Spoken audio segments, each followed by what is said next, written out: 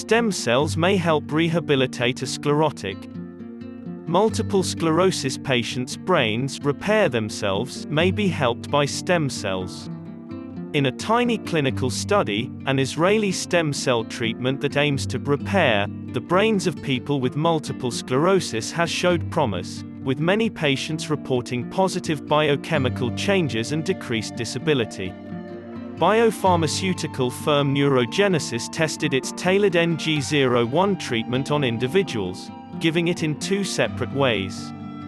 People who had intravenous injections had some effects, but doctors saw a lot of positive changes in people who had injections into the spinal fluid. Neurofilament light chain (NFL) levels decreased in 9 out of the 15 patients who got spinal injections, a protein that is elevated in MS patients as their disability worsens. Only one of the 15 patients in a control group who got sham injections reported a reduction in blood pressure.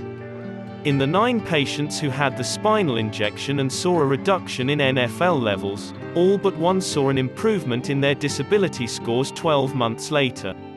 According to the journal Stem Cells Translational Medicine, the paper was peer-reviewed and published. Known as a biomarker of MS, NFL indicates the disease's development.